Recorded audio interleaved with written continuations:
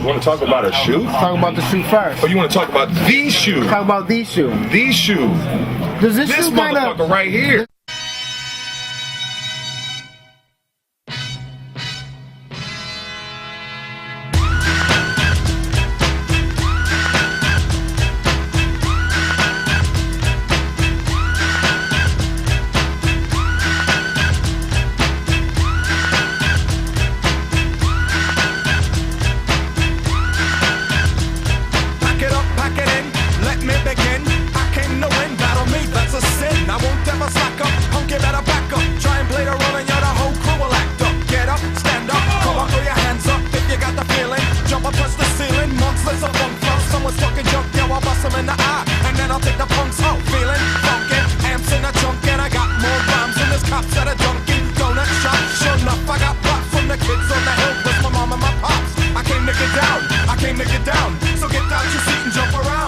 Does this shoe kind of represent the unification of the group again? Like officially, House of Pain is back. You know, I guess kind of. I mean, unofficially, everybody was working together with Lacoga, but officially, it's House of Pain back. Yeah, it's the rebranding, I guess, of us. Accepting our.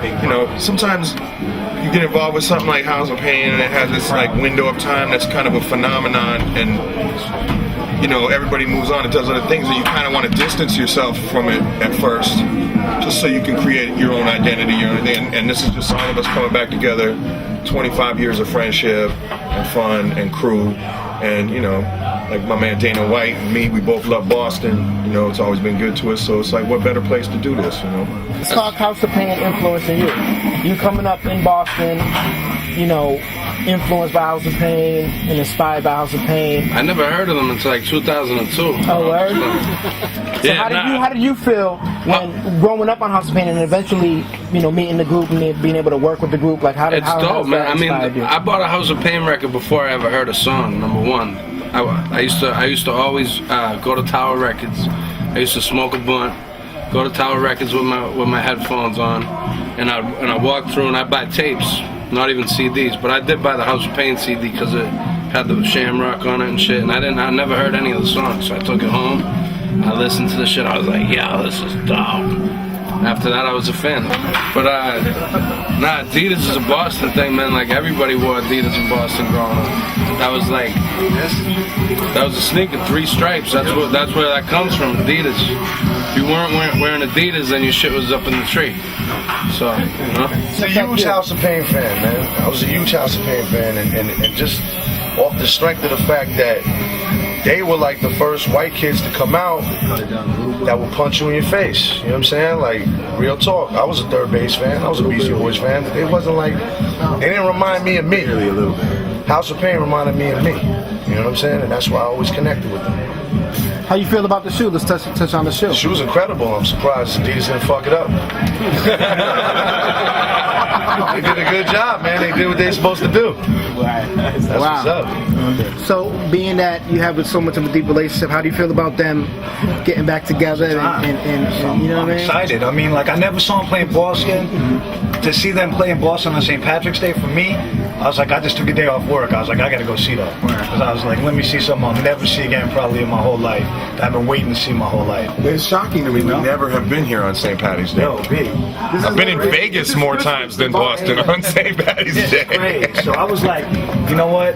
I'll never see this shit again. Let me see it now. I think the world's been waiting for a House of Pain record for like 10 years now. So now give it to them. Obviously, we're here to celebrate the release of their Adidas Campus 80. Yeah. House of Pain's Adidas Campus 80. Let's do this. Right. Let's get the tongue popping.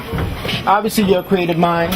You've designed, an endless amount of products and your own products and collaborative products. And how do you feel the shoe came out?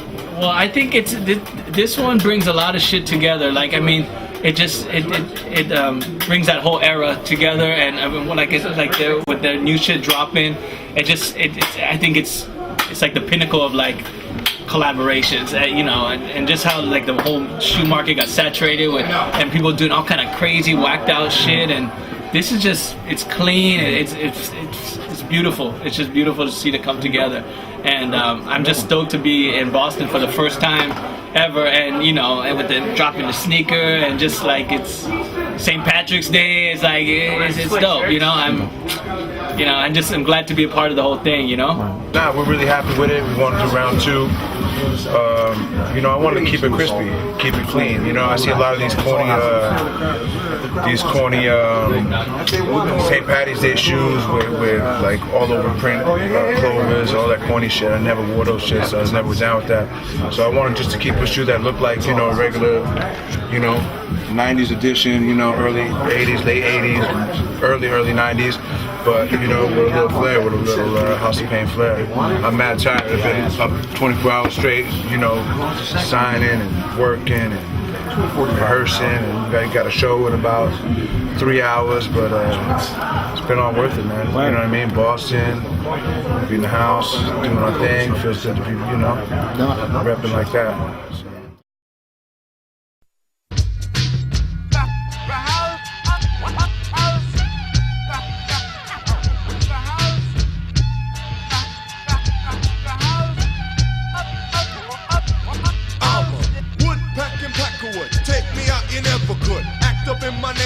You better not mime is good. The House of Pain is not the gang, just a funky Irish thing. A Celtic savage making cabbage with corned beef on the side. Irish pride's what I got a lot, so don't dispute it.